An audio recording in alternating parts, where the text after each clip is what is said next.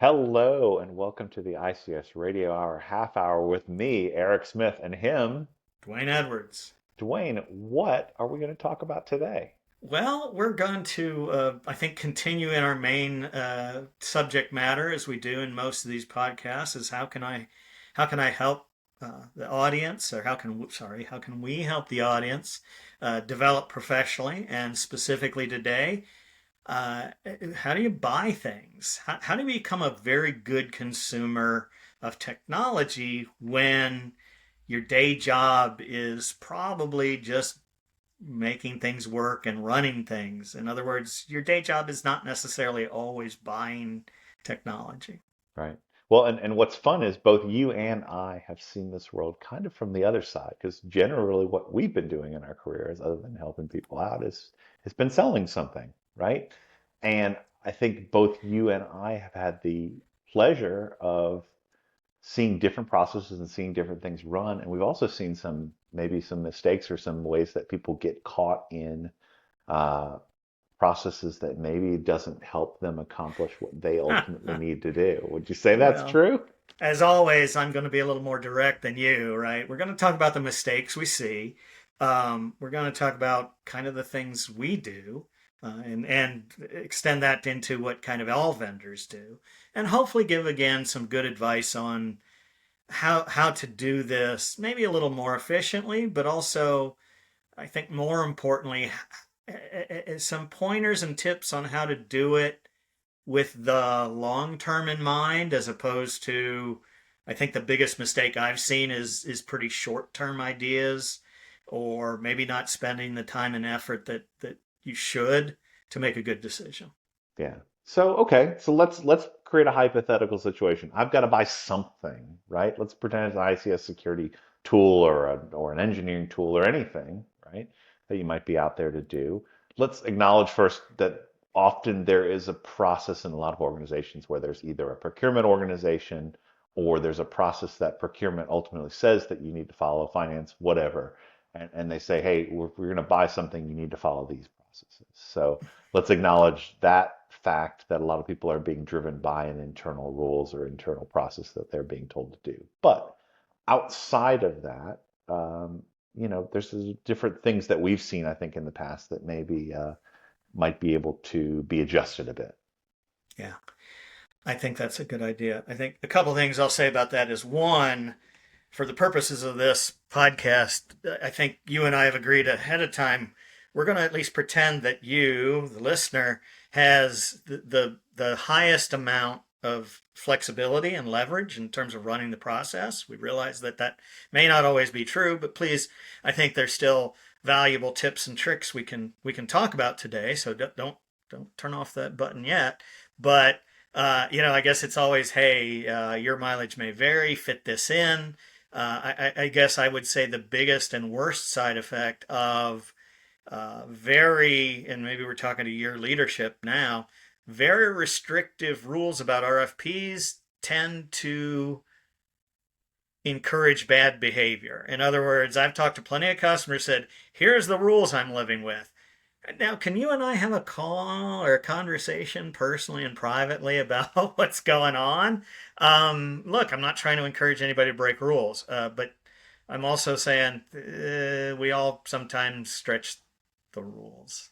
Yeah. Well, and look, sometimes the rules also shut things down, which ultimately creates bad situations. And we always like to call it, in our parlance, the secret RFP, The where secret almost no RFP. information is given out and a Yeah. decision is made, and nobody knows ultimately how that decision is made. Now, look, as sellers, we always like to know why decisions happen, but that's not important for this conversation. But it is important in the sense that you talk to different people in the organization in the sales process and nobody ultimately knows why they're doing something. That's Yeah. never a good thing either. So Yeah. so let's talk about that, I think, a little bit, and let's talk about like maybe some other things that we've seen. So one of the other things that we always see often is maybe there's no information, and the kind of secretive thing, or it's the opposite, where you get a list and you as a vendor get a list and there's 300 or 400 things on a sheet of paper and you've got to fill in the Excel spreadsheet. Yeah. And you're like, what's important to this group of people? Yeah. Because I have no clue what's going on. Well, and I think probably enough about rules and rule breaking or rule following. But if there's a generic piece of advice there, it's when you as a customer talking to me, and especially I think me as an engineer, but Eric as well is a little bit more traditional sales, although a very technical one. Hey, the more open and honest you can be with us, the better off you are. If you tell me who my competitors are, which seems to be a thing that everybody avoids, that doesn't give me a leg up. I would expect you to, and if you share that with me, I would expect you to share that with others. So the more information you can give me and the people who are dealing with you as salespeople, the better off. It's not an adversarial situation. I truly want to help you make the best decision. And look, I don't want to sell you something that doesn't fit. I don't want to sell you something you don't need, because if that's the case, it's my personal reputation has been harmed, which I value probably above what it should be. But as well, I don't. Then you're going to be unhappy. You're going to complain. You're not going to be happy. You're going to get rid of it. Almost everybody these days does this subscription services kind of thing. So, after the first year, you're going to get rid of it. So, at any rate, I'm kind of belaboring the point, but you get where I'm going there. So, being open as honest as you can be. Yep. So So let's let's let's talk about the process now. Yeah, exactly. So, I think we always, as we do, start at the beginning, right? So Mhm. you're going to look at buying something, and I think, let's have the end goal in mind, right? What are you ultimately buying something for? What are you trying to accomplish? And what are you needing in the organization or the team or the process that requires you to go out and get something? And I think writing that stuff down quite simply and quite uh, cohesively is probably the first step.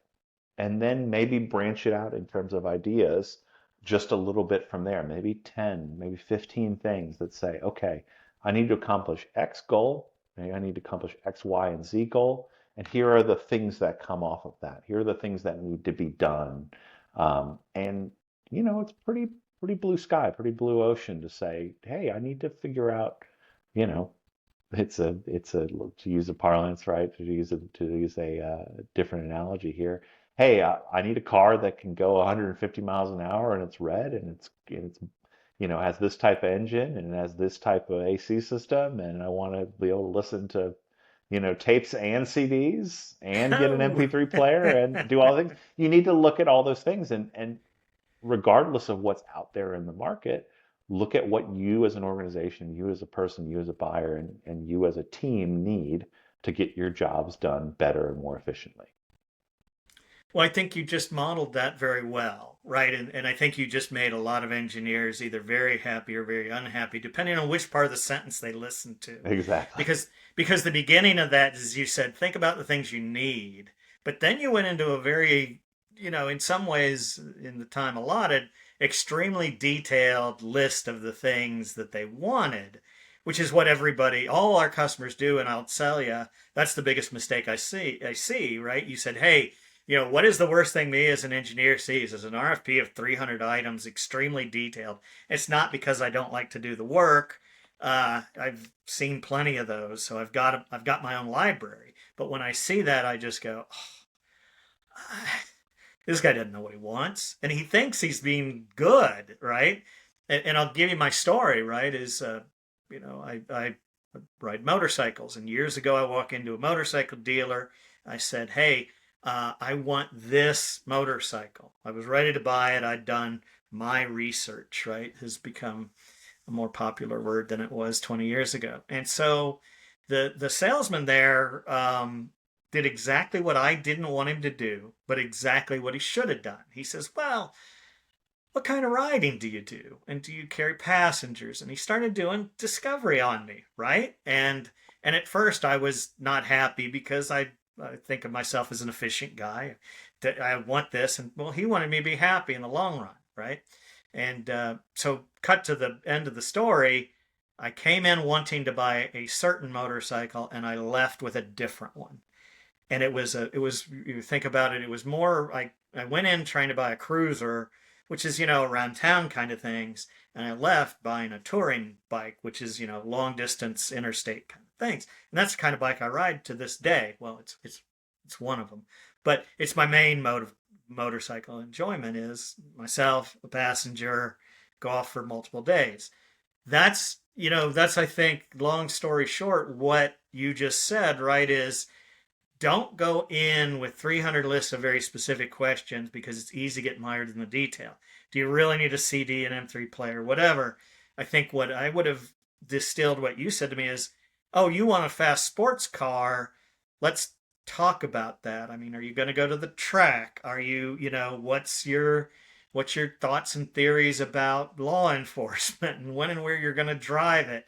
And oh, you live in New York City and you commute from West 150th to West 135th most days, so it sits in a garage. Do you really want a $150,000 sports car on roads that you are at best going to go 35 miles an hour? So what help me? Yeah. Choose what? Choose outcomes. Choose the 10 things you want. Don't write, don't go, we can talk about where you get them, and it doesn't matter where you get them, but think about what your RFP really should look like. If there are technical details like Eric just mentioned, yes, you need them. You need a couple. Hey, I want cloud. Oh no, we hate cloud. We want on-prem. Stop there, right? That's enough to make that decision. Hey, we want this kind of information. Do you provide this kind of information? And look, we could get into all kinds of details about how, when, where, and why you collect it. But what you're really trying to do, I think, is survey or understand the market. And get the big Open, ideas. be Get the big open to ideas the done. Yeah. yeah, be open to the various methodologies.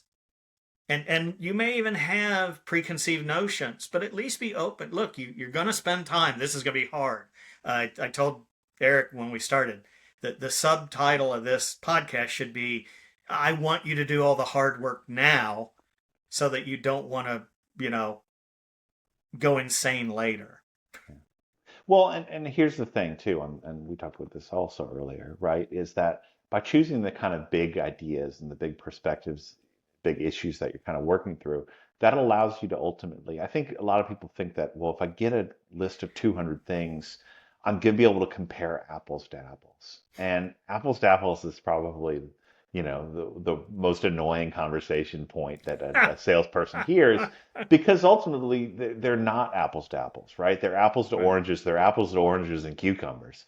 I mean, the world, these products are, maybe they do similar-ish things, but there are different ways and different philosophical things that you're getting at. And if you have a really good, succinct list of 10 to 15 things, that allows you to kind of shut down the conversation on those simple things, get good, clear answers on those, and then listen to a pitch and listen and understand what those vendors want to hear from you, want to tell you, and let them give you their perspectives and ideas versus giving you either the, uneducated pitch or an extremely broad pitch that's trying to hit at 200 different things. Because either way, they're not gonna be able to get to the crux of their argument or their points uh, as well if you give them no understanding, or they're gonna be consistently kind of trying to give every single answer to every single point that you put out for them up front, and they're not gonna be able to get to their point either, right? Yeah. So again, it's more of this kind of honesty and collaborativeness that'll help you be a better buyer than the reverse, which is secrecy and non-collaborativeness, and Yeah. it's gonna drive you crazy. Yeah, I think that's good. I like that. I think when I think about it, it's and I kind of started out in the apples to apples thing, but you convinced me differently, right? It's I should be ready. If I'm the consumer, I should be ready to hear other ideas. I guarantee you, Eric and I and any decent salesman in the world has been taught and driven into their head that you need to differentiate your product. And sometimes that differentiation is we do something no one else does, often a lie, or an exaggeration, let's say it nicely.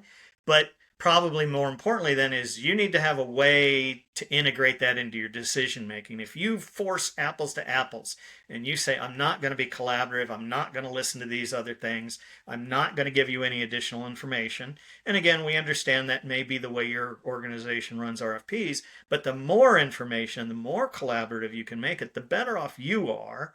And quite frankly, the better off we are. I'm not going to tell you, hey, I do something I don't do. It goes back to the you're going to hate me and all these other things. But you need to be open if I say, hey, we have this one little widget and it does this thing. Now let's not do the magician's trick. Look over here while I'm hiding stuff back here, but integrate that into your process. You absolutely need to know this thing. Force us as salespeople to answer that question that's very important to you, but at the same time be open to say, oh yeah, that's an extremely important thing, or no, I couldn't care less about that, so shut up. It's it's your process. You need to own it, and don't be, I think as people, we always want to be friendly, and you can still be friendly and you can still say, no, I don't want to hear any more about that. Right. Or Or you could at least say, look, noted. this isn't super important to the Yeah. process that we're running right now. I'd like to hear why you think that's maybe more important based on the criteria that I've given Hmm. you, but not necessarily, hey, don't harp on that thing because it's probably Yeah. not critical unless there's something we're drastically Yeah. missing. I got it. Say things like, I got it, Eric. I've noted it. It gets a 7 in my priority. Let's move on. Right. So let's talk about some other things too that I think that are, you know, outside of maybe that initial 10 to 15 things that I think are probably really important and maybe get lost in the process a little bit. So I know you want to talk a lot about implementation running. I love that conversation because, you know, Hmm. the consultant in me has done that for years and years, and then I get stifled and confused why no one asks those questions up front. Yeah, yeah. I once had I mentioned it probably multiple times. I worked at Cisco Systems for 20 years, and I once had another engineer look at me, and I was a sort of an architect there, and I had a frontline engineer look at me one day. He goes, "Well, I know your spiel is all about cost of ownership," and it took me aback at first, and then we had a very long and lively debate, which I will distill for you right now, which is, doesn't matter whether you're buying hardware, software, or whatever. If you're buying something other than as a band aid, you're going to own that for quite a while. The preponderance of the cost, and I won't say 80/20, but the preponderance of that cost is running the solution, maintaining the solution. Yeah, it's great to look at all kinds of shiny things and features and so forth, but what you're going to have to live with is some sort of implementation cost, which we'll get to in a minute. But more importantly, and again, the biggest chunk is, using the system, maintaining the system, and hopefully efficiently and effectively using the outputs of that system in some way that fits into an overall security program. Well, and how do Or, you, I mean, this is a good question, right? How do you end up doing that? Or, hey, what happens if you don't have an answer to that question? You say, hey, we need to do the thing, but then you realize the thing actually requires you to have people to do the thing, right? well, and this is the thing that any salesperson is going to avoid like the plague because it scares them. It sounds like I just told you it's going to cost you $5 million a year to run this thing, right? And oh, by the way, it scares them too because it's like I don't know. I don't without spending a lot of time with you. I don't know how much it's going to cost you. So I am going to immediately be very hesitant to say those things because hey, if let's say we do 5 things, right? And of those 5 things, you only think 3 of them are important. So if you implement those 3 things, that's a different value that you get, right? So let's talk Mhm. about value instead of cost, right? See what I did there? I did a very salesish thing. Both are important. It's going to cost you something. It's going to cost you something to run the thing. Doesn't matter what it is. Sometimes it's minimal depending on the tool, but for most major decisions, like we're really talking, you're talking about full-time equivalents, multiple full-time equivalents. If you haven't thought about that as part of your budgeting process, and then of course deriving the value, it costs X, it gives me this value. you need to turn this podcast off and go do that, Right. right? Or listen to the end, but you still need to go do it. You need to think about the value and who's going to use the system and what value are they going to derive. And I don't know if you want to run an example or two or what. Well, I mean, I think, look, if you're in your process of building your 10 to 15 things, this goes back to the beginning, and the person who you think is going to run this or going to operate it, if it's not you, uh, if you haven't thought about who that person is, bring them into that part of the process too. And maybe it's none of those things. Maybe you expect this to be run by, some kind of admin, position, an outsourced position, an MSSP, something like that. All these things should be taken into account and put into those initial conversation points, or initial questions. But also, if you haven't thought about that, maybe slow way down, like you said, and take scope of that before you even think about buying the thing. Well, in both our prior positions, right, we talked about this a lot. Is there's a I don't. It might sound derogatory. It's not. We always called the one person the clicker, right, or Yep. what was really is an administrator, right? There's an administrator for the system that is an IT person who runs the thing, right? And that's just the day-to-day care and feeding of the software. And when you do proof of values, quite often that may or may not be the person that eventually does that. But when you think, and I bring this up to bring a relatively, hopefully clear example, there's a person, let's just say in IT, that's going to keep it updated, keep it patched, keep it running, which is completely different than maybe the 3 to 10 or however many stakeholders that use the outputs, right? There's a person that's responsible for it running and probably responsible for it correctly getting the inputs, sort of regardless of how those inputs are generated. But then there's the users of the data, which often are, for OT, a set of people in engineering, right? Automation controls engineers, quite often, infosec folks, SOC folks. As Eric just said, maybe those people work for your organization, maybe they are outsourced into MSSP. But if you don't have at least like sort of one representative or one proxy for each one of those things, you're never going to understand, what is it that we derive the value of. Right now I'm talking about that value, and then hopefully a well-designed system, inputs are not going to be as big of a deal. But those are two different kinds of FTEs. There's an FTE that is all about inputs, and there's an FTE about the outputs. But the outputs are, how hard is it for me to gain the information that I need to do the next stop of the process or the bigger overall program. And I'll give you two examples in OT specifically. There are, as Eric and I used to work for Tenable, there are things that are more vulnerability based. So an output is, here's all the vulnerabilities, and now you have to prioritize them and or patch them and or mitigate them, which there are other podcasts we have that talk about that. Or you're a spy hunter and you're looking for events, and so you're more traditionally a SOC person.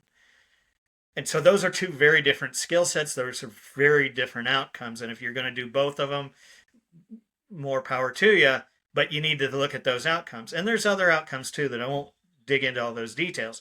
But if you don't understand that part of the process, you need to do that. I mean, really, that's the first things first, like Eric said. When you're making that list, think about the uses and the outcomes. Not does it have a cassette player, which, by the way, aged you very significantly in my mind, Eric.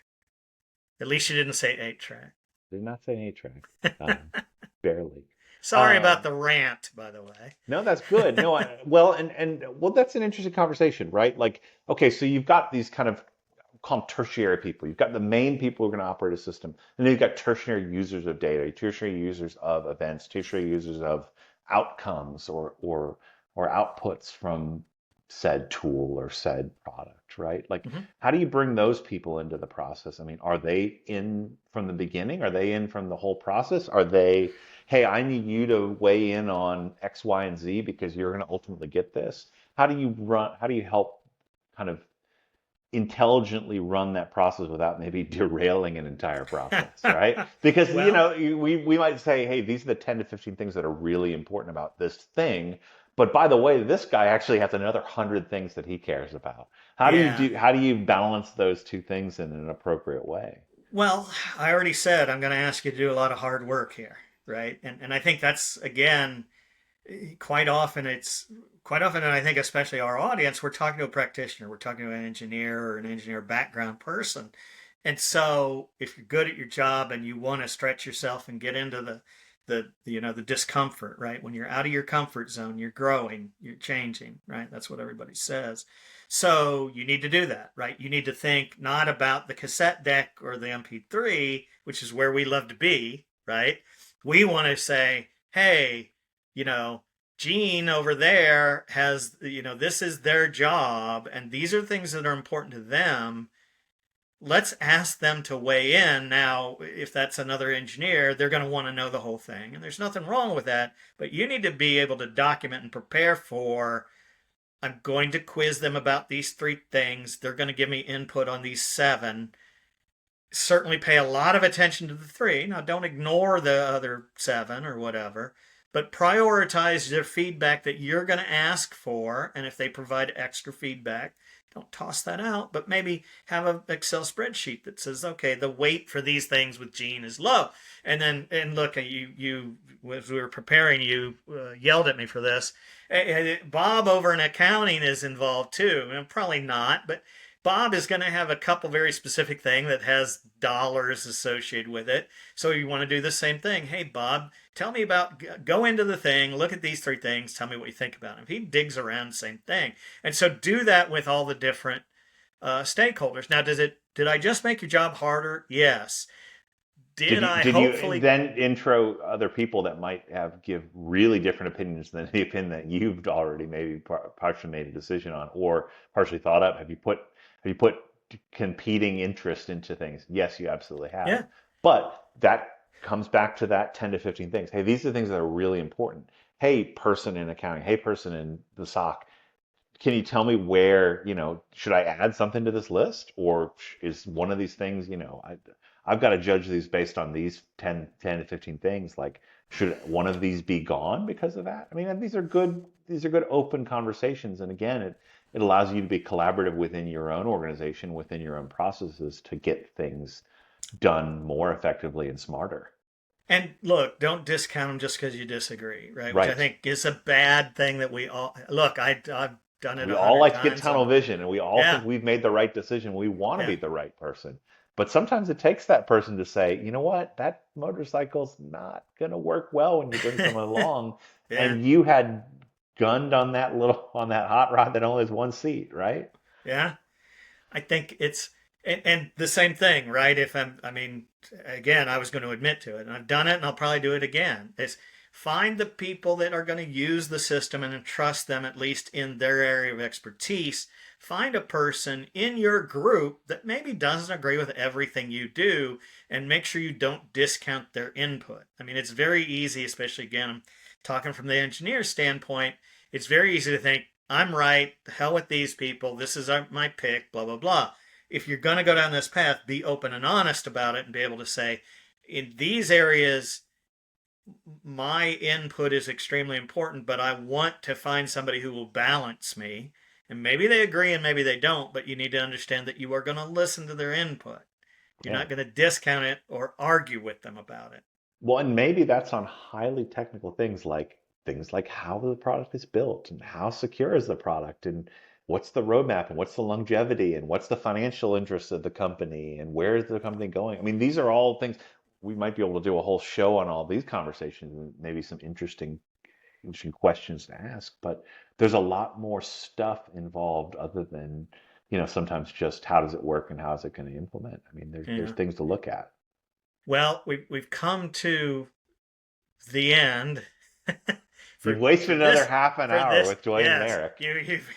you've wasted yet another half hour with Dwayne and Eric, and I guess I had argued before we started the show that it was only a half hour. Now I'm going to say, get ready for part two because we do need to talk about everything that you just said. But hopefully we've given some decent tips and tricks. We'll continue again. Again, if you haven't, please subscribe, please follow, please do all the things you're supposed to do. and look for part two coming soon to a podcast near you. Thanks.